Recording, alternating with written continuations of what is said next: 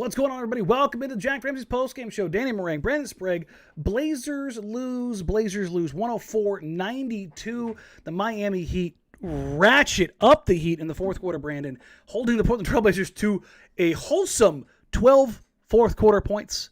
The Heat 26, and that is your ball game as the Blazers and Heat pretty much traded punches for the first three quarters. Yeah. And then the Heat said, who here is the realist? And the Heat came out ahead.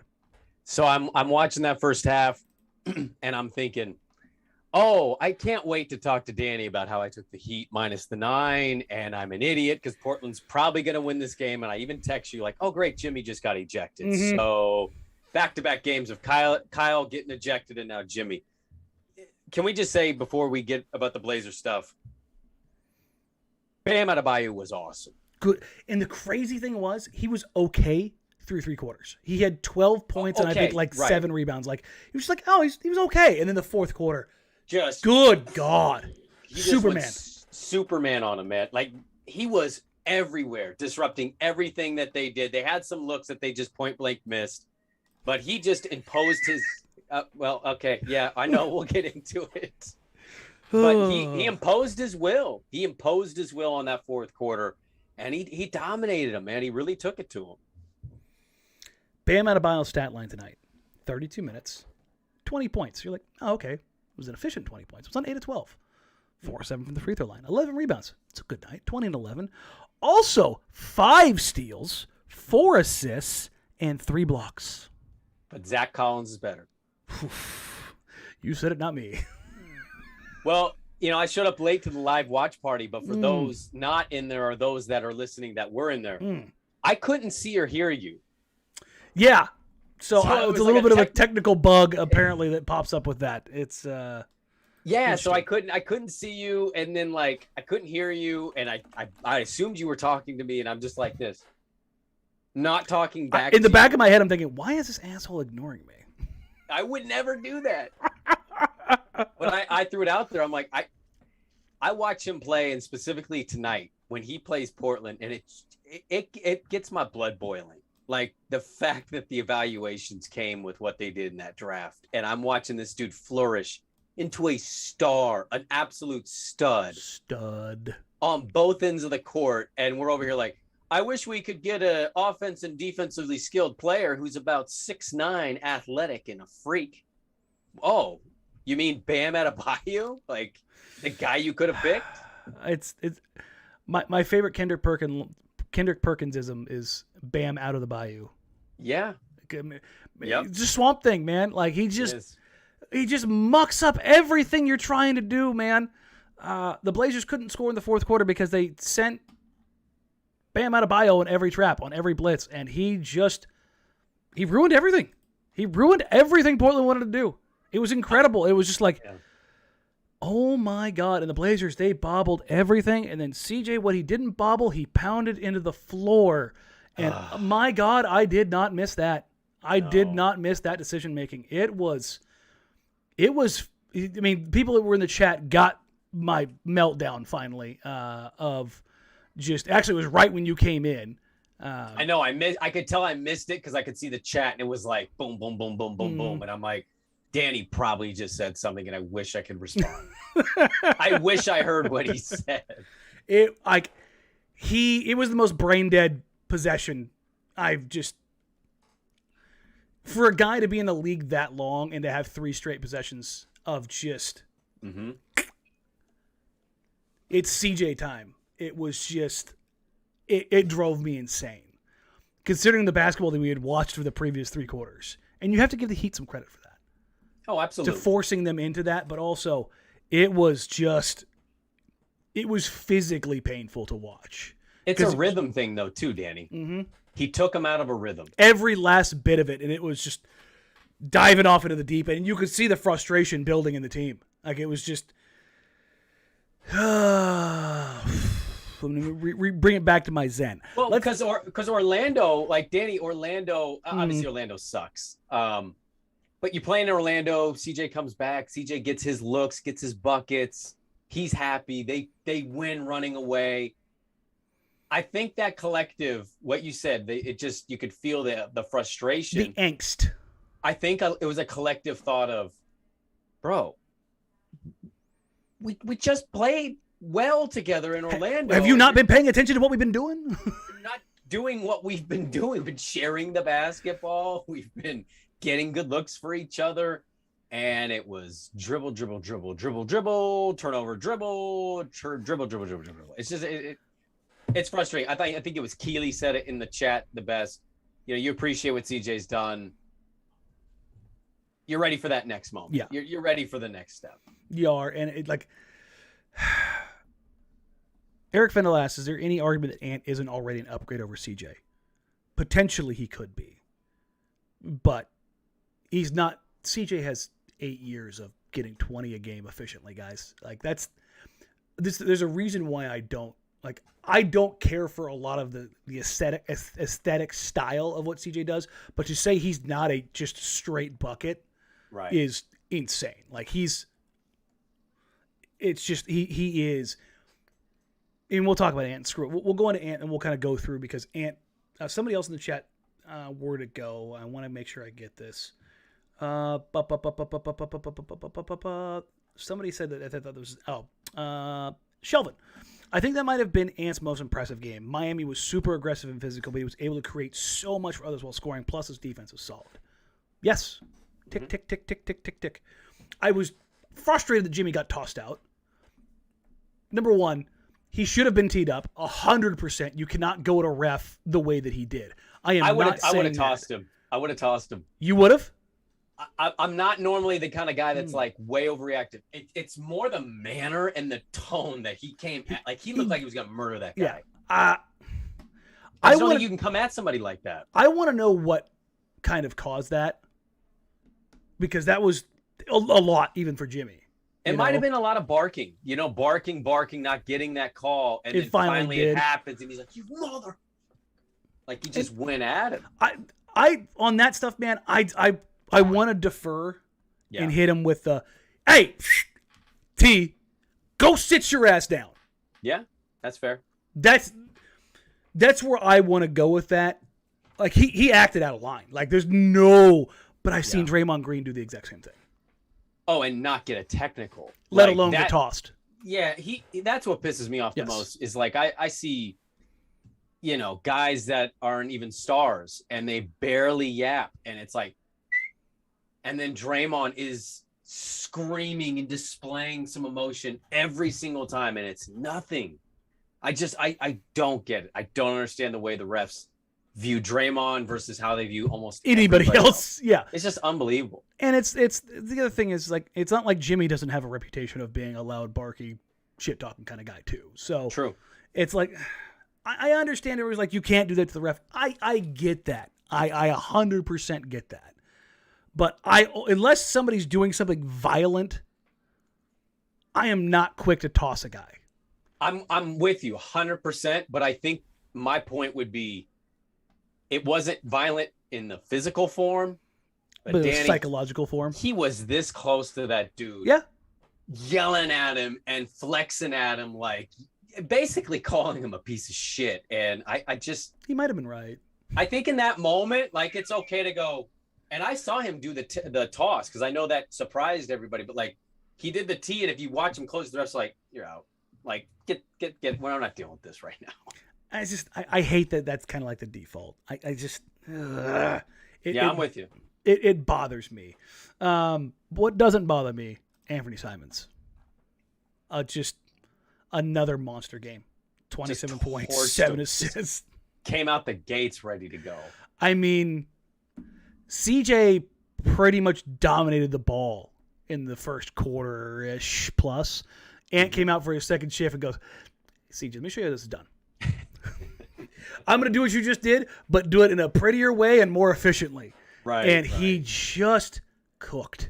Yep. And it didn't matter what he had that back and forth with Butler where Butler posted him up and then he came back and banged that three on him and then he hit the pull-up in Bam's face and it was oh, God. Oh God. Yeah. And then he hits the floater.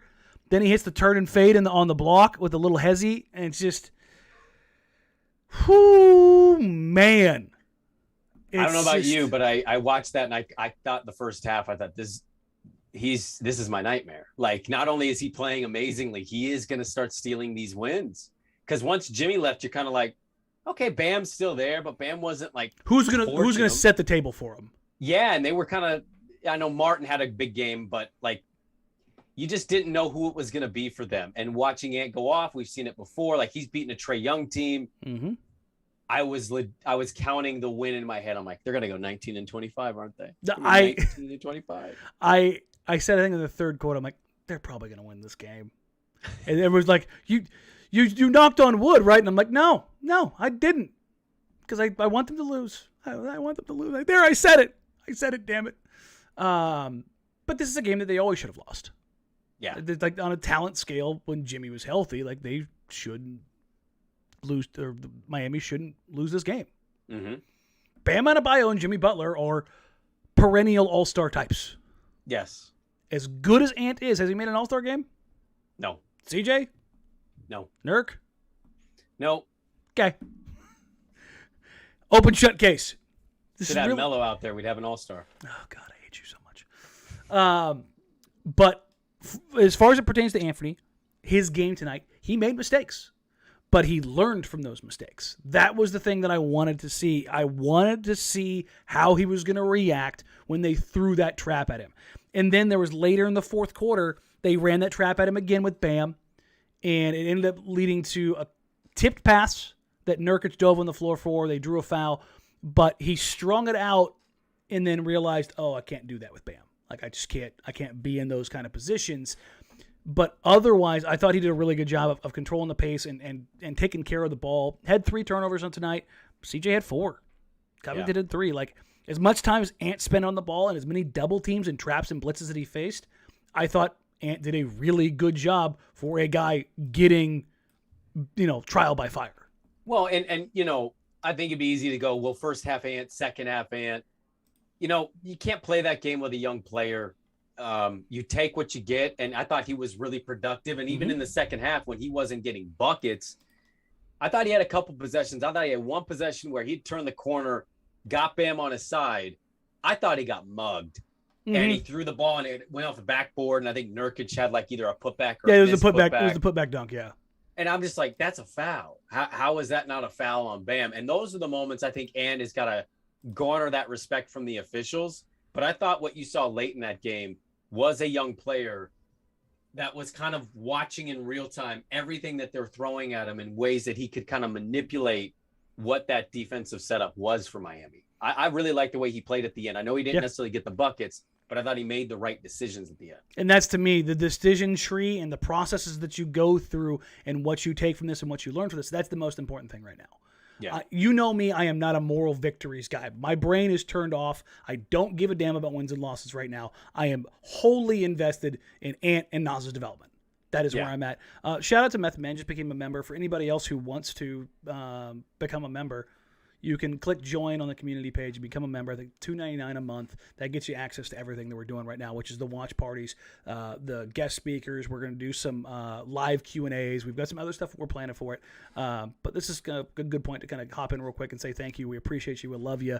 Had Team Mom hopped in the chat tonight on the live watch party and just kind of hung out, and that's kind of what I want to do until the trades are made. Really, this is just like, come hang out. Let's talk about some general things, some things we like, things we don't like, some insanity, all that kind of stuff. So if you want to be a part of that, just click on the community page, become join on the YouTube page. If you can, help us grow the channel. Click subscribe. It's free. We appreciate that. And then like, rate, review, subscribe. I think the chat. Oh, you just muted. And you muted again. God. There you go. Like, I'm not saying this again. Like, for the third time, I'm going to mute myself. Obviously, there's a chat function now, but I think the chat function during the live party it's fun because it's like, if it's just me and Danny, and shout out to Team Mom, but if it's just me and Danny, then we can do our thing. But like when we're not talking, I like looking at what people are saying and like reacting to that. And the observations are great. It's some opinions I'm like, oh, Okay, all right. I don't know if I agree with. Like, I find that interesting. I love the chat function of the live watch parties. And Andrew Barrett says you may also hear Danny lose it for a split second. That's a near guarantee. That's a near guarantee, folks. That's kind of slide that one in there. That's kind of how that goes. We talked about Ant. Ant was great. I expect him to continue to be great. He may actually just be this dude.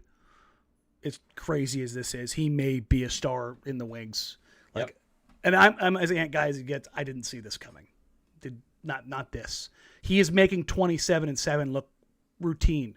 That is not supposed to happen to 22-year-olds who have not been in this position before. This is not supposed to be a thing, especially against a team like Miami. Yeah, it's just it's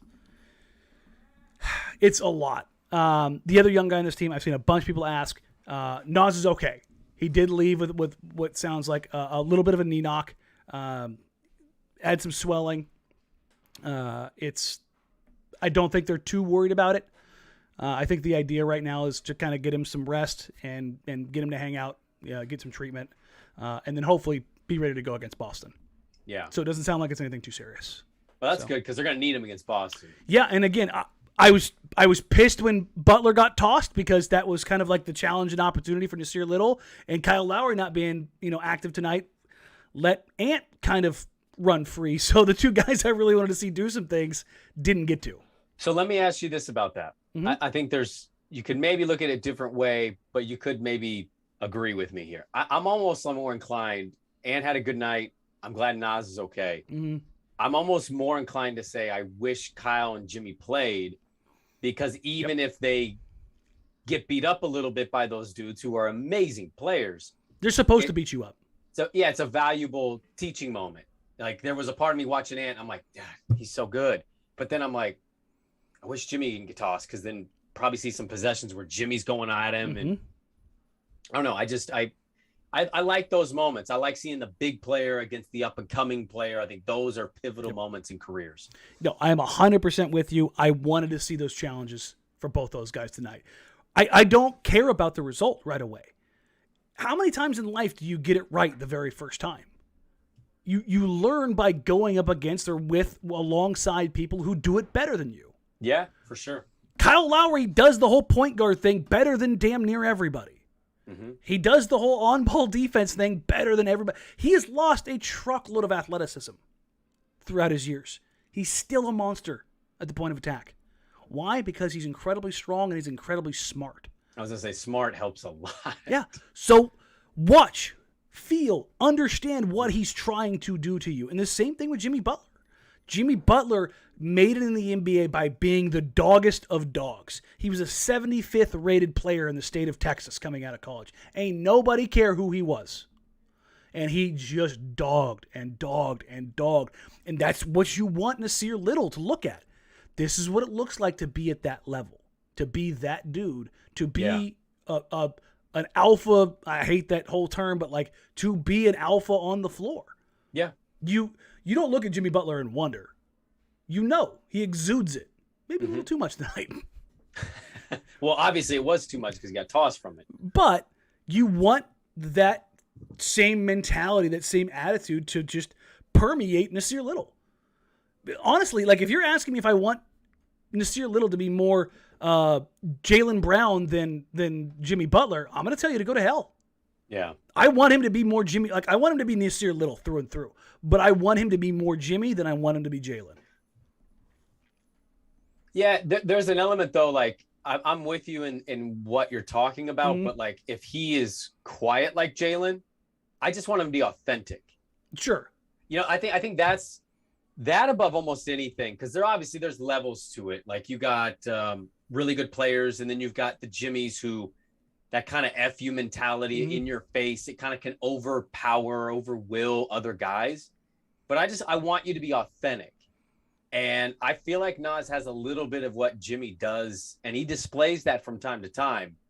But I don't want him to force that. Like, let it just come out naturally and be comfortable in his own skin and what he's doing. Like, that's part of the swagger of what Jimmy is, right? It's not just that he's going to score a bucket and tell you to F off. That's kind of who Jimmy to his nature is. And I love that when players are authentic to what they are.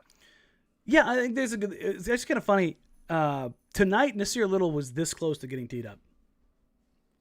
This close early on. I think about 4 or 5 minutes into the game. Wasn't that far. He drove, he got hit, and he yelled, "That's a foul!" In the middle of the floor, and he stopped and he flexed, like eyes bulged out. He was mad. And then I think it was Chauncey was like, "Get the back on defense," because the play was still going on. But it was so loud and so clear. You could hear Nas say it, and you could see how pissed he was. And I was like, good, yes, good. Give in to the dark side. Like, I want him. You want the hate. I want the hate. I want the chip on the shoulder because this team does not have enough of that. You look at every title-winning team ever. You've got to have a dude with the chip. And it looks like YouTube is buffering again. Damn it. Doesn't say. No. Are we back? Are we here? Are we hot? Yeah, we're good now. Okay. Okay, all right. Yeah, YouTube was acting a little bit funny. Okay, sorry about that, guys. But that's what I want to see from Nasir Little. I want a little bit of chip. I want a little bit of anger, and it doesn't necessarily have to be so visceral. It doesn't have to be endless trash talk, but like just Gerald Wallace, a guy we comp him to all the time. Gerald didn't say a damn thing. He did everything with his game. And I think Nas could be that with a little bit of bark too. And I think that's kind of what I want to see kind of come together for him. I mean, and in between of Gerald Wallace and Jimmy Butler, I'll sign up for that all day. Yeah, that's whatever that is, I'm in. I'll be honest, that'd be one of my 5 favorite players of all time, if I'm being totally honest. Like, those are 2 dudes that I love. Overall, Ant, again, fantastic night. 27 points on 18 shots. Got up a truckload of threes. He had to make up for his 0 for 5 night the other night. Went 6 of 14 from 3. Honestly, I thought he forced a couple, but otherwise. But what did you think of the second half? What did you think of his second half? Just curious to hear what you I thought the playmaking was good, but I thought he settled for too many. Both passes and shots. I thought he needed to be a little bit more aggressive, get downhill. There were 2 drives where I thought he did a really good job driving, making the right decision. One, he was a little loose with the handle and he lost the ball. The second one, he took the ball too deep instead of when the defense kicked out or when the defense collapsed to kicking out. But I think part of that is how good Miami's defense was playing, how effective they were. But I'm nitpicking at that point. Also, Ant played 38 minutes tonight. He's getting a lot of burn, man. 22-year-olds can go forever, baby. Yep. Yes, they can. But yeah, Simons, nice night, really efficient. Nas only got to play 12 minutes because of the injury. CJ or Nurk next? Which one do you want? Let's go CJ. Okay.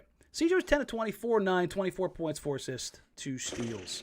I thought his first half was tremendous. Sure. His first half of basketball was tremendous. It was vintage CJ.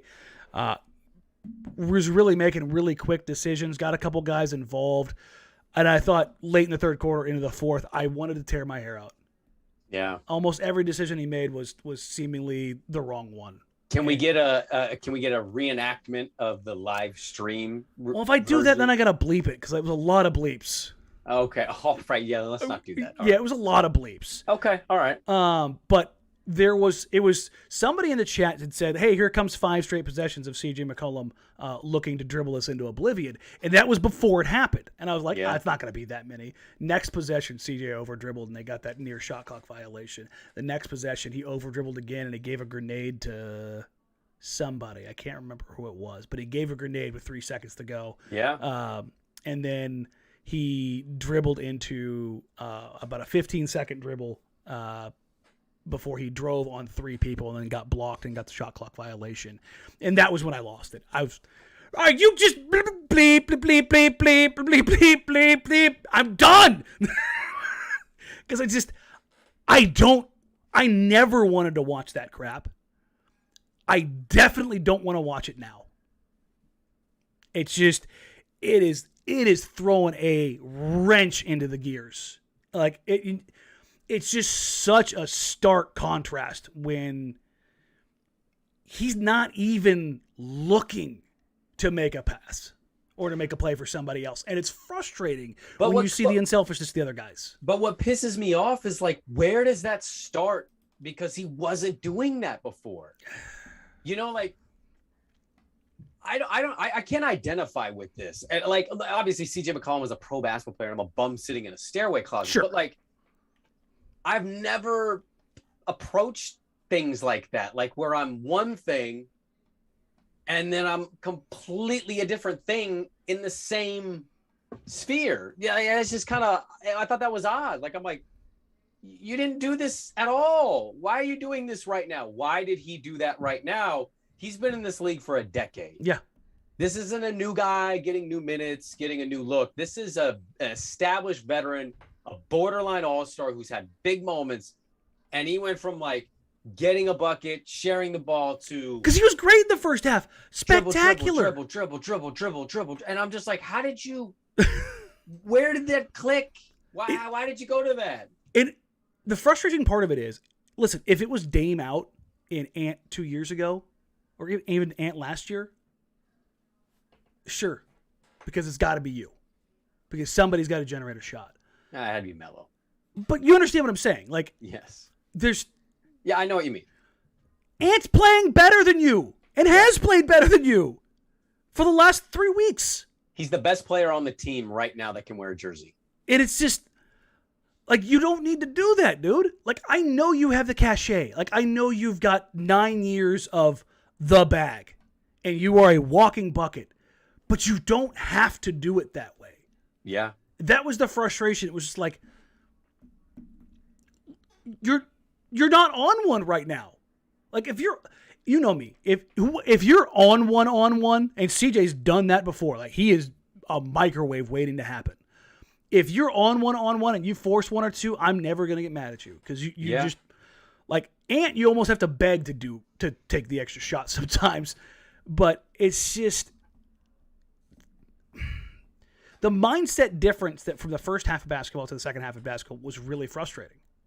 It was really, really frustrating. And to an extent, the final second, or the second half of the fourth quarter, Jusuf Nurkic got into that same mode. And that's, I think, a good point to transition. Nurk had one of his best, like, 3 quarters of a game ever. I didn't really question anything he did. He was aggressive defensively. He was walling guys off at the rim, altering shots, playing above the three-point line aggressively, and recovering back to Bam. Remember, we talked about Bam, Brandon, had like 12 points through 3 quarters, and really wasn't even getting the ball all that much. Like, Nurk was doing a really good job of denying him a lot of opportunities. And then I don't know what the hell happened with 6-7 minutes to go. Like, Bam clearly turned it on, and the Heat turned it on. But every single decision Nurk made was seemingly the wrong one. Just awful. After playing brilliant basketball for 3.5 quarters. Well, first of all, he turtled. Like, he is the kind of player that when another dude that he's going against brings it out, he has a tendency, like Jokic does this to him. Draymond does this to him. Bam, I thought, did this to him tonight in the fourth quarter. What drives me nuts, and I think it sums up the era. To be honest with you, of all things we're talking about, this sums up the era. You're talking about 2 players that when they play within themselves and what the team is doing, you can see it. You're like, no, that's really good. That's next level good. But then they go to that spurt where CJ wants to dribble for 16 seconds, or Jusuf Nurkic misses 19 putback bunnies, point blank. Like, how are you not just dunking the ball from where you're shooting? You're shooting, your hand is at the rim. Just dunk it. What are you going with the layup for? 3 straight smoked layups. 3 straight. And I'm balancing between what is happening, and all 3 of us lost our collective shit. That was, honestly, I want to try to start recording some things in the watch parties and just kind of throw them out there for people who don't understand what's going on. Because all 3 of us were giggling, laughing, screaming, yelling, hand over face, hand over eyes, falling back in the chair. That sequence of them smoking those layups was just, I couldn't believe how bad they they fell apart in that little stretch. I don't know if that cost them the game or this, that, or the other, but it was a microcosm of Jusuf Nurkic tonight, and you saw what makes him so good. He had that catch on two smaller defenders. He elevated with two hands and just demolished them. Yammed it, yeah. And you're just like, oh my God. White Shaq. And it's just so dominant, so assertive. And it was just, whew. And here's the thing with those players though, Danny, it's not taking away the credit they deserve, but I think in games like this, even though we know and we've been honest about them losing, it's those moments at the end that stand out more because of how big the moment is. Yes. And that's the thing, is like, this is like there's got people in the chat right now like, oh my God, he only missed 4 shots of the night. When you miss them matters. When you make them matters. There were a couple bunnies in there. And that was the thing, is like, we gassed it up. He had maybe his best first 3 quarters on both sides of the floor tonight. He was incredible. He was dialed in. We talked about it over and over and over and over again in the watch party. I'm like, Nurk is everywhere right now, making the right decisions everywhere. He was really good, and in the final 6 minutes, he crumbled. It was just, maybe he's tired. Which, I mean, probably. It's a long road trip, game every other night. And he's been eating up minutes, Brandon. He's been playing 36, 38. He's playing more minutes than he maybe ever has in Portland. And it's been nuts. Absolutely nuts. The minutes. I didn't think he could play these minutes. Bam imposed his will in the fourth quarter. I mean, it's as simple as that, man. Like, it's not to say he didn't have a good game. Bam is a better player, and he imposed his will on it. It's the talent. Yep. Otherwise, the Blazers bench tonight, 12 total points. Woof. McLemore had a rough night. Benny Mac was 0 of 7. Didn't get a lot of contributions, and the Dennis Smith, Ben McLemore lineup were minus 22 and minus 24. They had that stretch there in the third quarter, late third, going into the fourth, where they got boat raced. Absolutely boat raced. Like, I know that these guys played 36-plus minutes. I kind of just got to a point where I said, you can't play this anymore. Well, and here, this is where I will talk about it. And Bob's here in the chat is saying, so one possession ruined his game. No, Bob, the final 6 minutes made the night go, you took such a great night and ruined it. Because he was sloppy. It wasn't just that one possession. He got beat back. He got beat on the boards. He was late getting back on possessions. He didn't secure rebounds. He wasn't a rim deterrent. How did the Heat close the game out? Getting out, running with Bam. Like, it was Bam over and over and over again. It doesn't mean he wasn't still impactful. It just means in the final 6 minutes, he was the exact opposite of what he was for the other 30. Yeah. Like, that's how that goes. It was just like, it's a frustration, and this is where I think the not even the angst of tanking comes in, is that it's okay. It's all okay. Because in the end, this bench, and this isn't to like make them look bad or anything like that. This is why I've always said, hey guys, listen, they're going to win some games, like against Washington and against Orlando. But what's going to happen is that bench unit's going to come in, and they don't have guys who can dribble, pass, and shoot. They have some guys who can dribble, some guys who can pass, and some guys who can, they have Ben, so they have a guy who can shoot. Like, that's going to hurt them most nights on teams that are relatively competent. The difference is the Magic aren't competent, and the other night, the Wizards weren't their normal relative competency. Yeah. Boston, talent-wise, should handle Portland. Should. Same with Toronto. But Toronto's a younger team, and Boston is a head case. And they lost to Charlotte tonight, who's an awful road team. Yeah, I mean, it just doesn't make any sense. And I don't normally want to call people out here, but Bob says you guys make me laugh because you bitch about Nurk every game no matter what, and had some shitty possession as well, and you gloss over it. Here's you, Bob, and everybody else that wants to kind of drive this thing home. The second Anfernee Simons and Nasir Little get a second goddamn contract, that's when I'll start going hard on them. I don't understand what's so hard to wrap your head around. Like, the whole idea of, like, just guys who are in their second, third, fourth years they should have bad possessions. They should make mistakes. Guys in their 7th, 8th, 9th, 10th years in the league shouldn't make those mistakes regularly. That's why the frustrations of CJ McCollum boil over. I didn't used to get frustrated at CJ McCollum in his 3rd year or 4th year in 2015-16 having a shitty possession. Like, that's the difference. And that's what it's so different valuing what the young guys are doing right now, Ant and Nas. Mm-hmm. I want them to make mistakes so that when they get to year 6, year 7, year 8, they're not making the same ones. That's the difference, at least for me. Like, is that how you look at it, Brandon?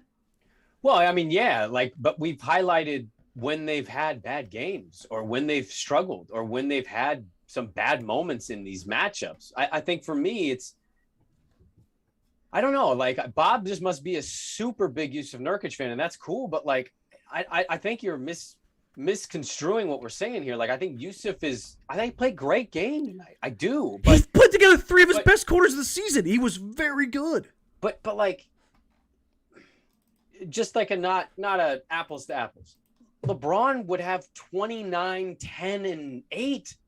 But if LeBron came up small in those last 4 minutes against Boston, what were we saying? Like, there's expectations with this stuff. When you start getting those contracts, when you are being looked at as the 3rd option of a 3-headed monster of a franchise, the expectations get turned up. Yeah. There's a reason Andrew Wiggins flamed out of Minnesota and is thriving in Golden State because he's like the 4th option for them. So it's just like, it's not a teardown of let's kill Nurk and let's trash Nurk and let's blame everything on Nurk. Most of this is not Jusuf Nurkic. To be honest, I'm blaming most of it on CJ in the final 6 minutes. It's just like our frustration is more of like watching what he can do and did do, and then it just go completely away from that and watch another player go, I'm grabbing this game from you. And he was like, okay. And that's the frustration. It's not he's worthless, he's not good. It's just those are the possessions that matter immensely in these games night to night. They just do. And that's, again, this isn't to throw Nurk under the bus. It's not to throw CJ under the bus. It's why I've wanted change for so many years. It's why I've wanted, like, if you don't think Miles Turner is better than Jusuf Nurkic, fine. I do. I think he can be more impactful because he can do more things that are more important for the Blazers. But I want to see what that different framework looks like. I want to see what those expectations look like when things change. And Jusuf Nurkic is a good player. He's a really good player. Yeah. But he has very visible holes. The same thing with CJ McCollum. I don't know what holes are going to be there in year 7, year 8, year 9 for Anfernee Simons, for Nasir Little. If Ant is still getting beat defensively because he's just not strong enough, I will be frustrated by that.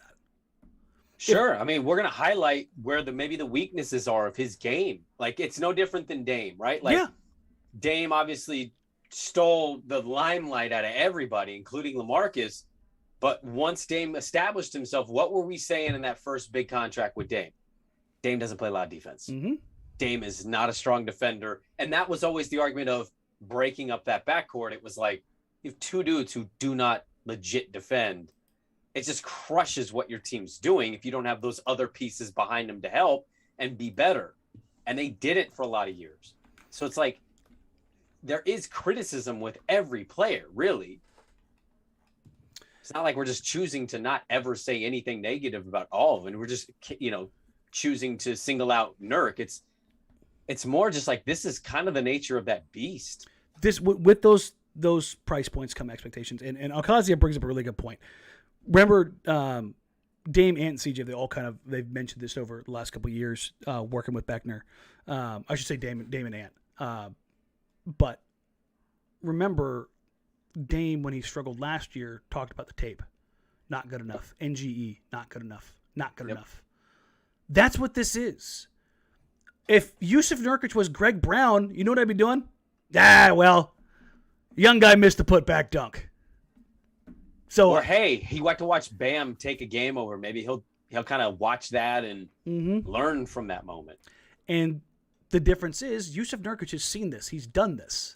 He's been to those spots. He should know better. And you expect him to not wilt in those circumstances.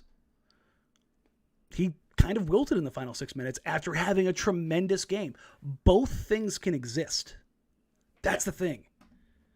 That's the issue that's at hand. It's just that's why I think they need to make a change. We're talking about the bench a little bit. I don't want to like cook the bench, but this is what I'm saying before I went sideways. I don't know how you cook the bench. Yeah, like it's just like this is how they lose. These dudes weren't on rosters. Like Ben McLemore's. I would be surprised if Benny Mac is on the team after the deadline. Yeah. Like I think he gets moved to the package because everyone's like, I would like a Ben McLemore. Maybe you get yourself another second-round pick in return, something like that. I mean, I just saw Bryn Forbes get flipped for a second-round pick. I think you could probably do the same for. Man, I like that move by Denver. They needed a guard who could actually dribble, pass, and shoot. They had guards who could dribble, some guards who could pass, no guards who could shoot. San Antonio, we talked about this when the Blazers played. They had like a weird combination of no stars, but good players that you want on your team, and Bryn Forbes is one of those. And they signed Bryn Forbes as a free agent and got a second-round pick out of it. That's good business. Yep. That's good business, ladies and gentlemen. They also got Juancho Hernan-Gomez, who I'm not sure is an NBA player, unfortunately. He may need to go back home into Europe. Go live a good life. He's shooting 18% in the NBA. That's a big. God, 18%. Yeah, it's rough. Yikes. It's rough. Yikes. Just, not good, Bob. Very, very, very, very, very, very, very, very weird. I thought Watford showed some things tonight. I've liked Watford. I really have. Like, I'm not telling you he's going to be a regular rotational player, but he's showing me a dude that should stick in the league for a couple of years and at least give a chance. Should get a second, probably get or I shouldn't say a second contract. Should get a first real contract. He's a two-way player. Like he should get a real NBA contract and go, okay, show me what you got. He looks like he's got tools to kind of be for Corey Brewer-esque. But like as a big. Guy, but as a big, you know what I mean? Like kind of a useful role player who comes in to play some defense. It's one of those things where if he's in the right place at the right time with the right team, having 6'8" guys that you can trust who kind of be your small ball center, who are strong enough to kind of hold that down. I think the one thing he really needs to clean up is how well he handles the ball, and not as a passer, but he's kind of got stone hands. Yeah. He's fumbled the ball quite a bit early on. I don't know if that's just not anticipation or not something like that, but I honestly, and I think I'm kind of coming around on CJ Elleby kind of just being like a dude. Like a guy who just is a fringe NBA player, but he just kind of is.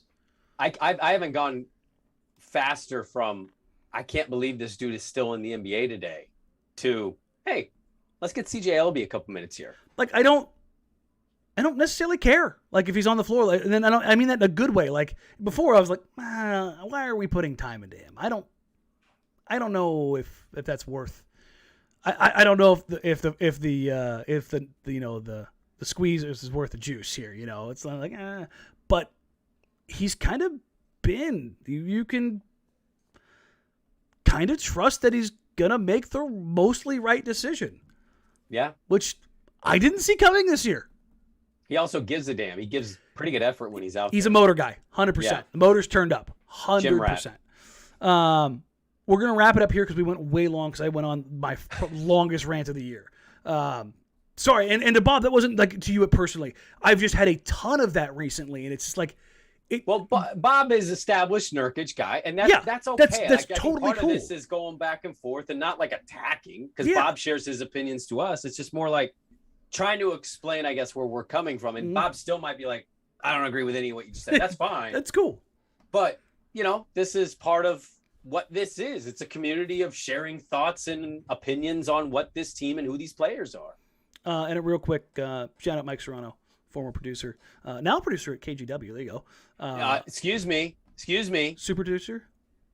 director. Oh, excuse Get me. the title right. Technical director. He was actually my producer, I believe. Technically, I think he was our technical director and producer. So yeah, and then he fired you, and he went to KGW, and now he's a director. So he's moving on up in the world here, Dan. It is. He dropped a SCO Cougs for CJ McCollum. Hey, SCO Cougs. Okay, I like that. I didn't know they were doing SCO before the Cougs thing. I don't know if I think he's just throwing those two together, to be honest. No, I know, but like I don't think in the evolution of sports fandom, I've hated anything more than SCO. Swag surfing. Whatever, it's a song. Like I can deal with that. It's like Skudux. It's like what? Yeah. Just say go. It's a shorter word than what you're saying. No. Gross. I hate it. Hate it so much. We will wrap up there. We will have tomorrow. Yeah, tomorrow's the live show. Oh, it's tomorrow Thursday? Yeah. Jeez. Yeah, I told you these next 2 weeks were going to be rough. It's a lot. But much like the players, everybody's kind of like, oh, God, that All-Star break. Can it get here? And I will say this, for those that are still hanging out, I am having my surgery February 16th, so I will be out for the All-Star break. I've got some surprises. I'll just say that. I've got some surprises. Don't give it away yet. I've got some cool surprises that I'm going to have some stuff that I'm going to drop while I'm out. So we will be off for some of that time, but Danny has some stuff, like some good content coming your way, so you won't be missing anything. And then as soon as this old man heals up and he takes his diaper off, we're going to get back into the podcast. What if I want to wear the diaper for longer? You know what underrated is I happen to see gals on this bag, but I was walking the grocery store, Fred Meyer, the other day, and I happened to walk down the Depends aisle. Oh yeah, the adult diapers. Number one, those packages are huge. Like I remember walking by and saying, why is that thing 5 feet tall? Because they're 5 feet tall diapers. But that's true. The amount of swagger those ladies rock those with. I actually just stood there and looked at them for a minute of I don't know if I have the confidence. Yeah. Like this lady was in a full-on regular t-shirt and she's just in her big diaper and she's just like, yeah, I'm bad. And I was kind of for a split second, I thought you were talking about somebody in the store was just diaper out and not the ad on the the packaging. Yeah, and I was like, no. Oregon City's getting weird. It's just not you go a little further. Close. You hit it in Sestacada and you might run into that. So well, we got Malala right up the road. So I was gonna say you don't got to go too far. You don't have to go too far to catch us tomorrow. Like that little radio transition for you. I do like that. That's professional right there. We will be live. We will be there on the live show. Brandon and I will figure it out. What do you want? 5, 5:30, 6? What are you feeling, buddy? Let's do 5. Okay. Let's do 5. A little earlier. So we'll probably go from 5 to 6 and kind of figure that out. So be sure you today, folks. Be sure you catch us on the 5 o'clock live show here on YouTube. You were doing so good. You were doing so good. Yeah, you just had the professional radio transition, and then you were like, and if you got bad,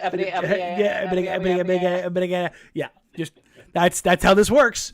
I will get one, and then I will fall on my face. I'm Jusuf Nurkic, okay? I'm just going to say that and go with it. You can find us on YouTube. If you haven't already, please help us grow the channel. Subscribe. Click the subscribe button. It is free. If you want to support the community even further, you can grow the Jacked Ramsays army, as it were, the JRA, patent pending. We will have, again, the live show tomorrow at 5 on YouTube. Like, rate, review, subscribe. Get us wherever you get podcasts. Share us with your friends. Share us with your families. You can find us on social media at Jacked Ramsays, at Danny Marang, at Brandon Sprague, or jackedramsays@gmail.com. Everybody is going off on all of the city names. Malala equals molest all y'all, and I've never heard incesticata. Those. So that, listen, guys, let's everybody come together and realize that Gresham is worse than any other spot. I grew up in Park Rose. It's I'm not really one to be talking, but I'm still going to talk. I just like to continue. I've got a 5-year war with Gresham for really no reason other than the fact that our other technical director was living in Gresham at the time, and I wanted to just mess with him. So, Gresham all the way to the studios. That's a rough commute. That's a rough commute. That's a rough commute. But the Max line did go literally at our front door. So. Yeah. It's not too bad. We will catch you guys for the live show. Until then, take care.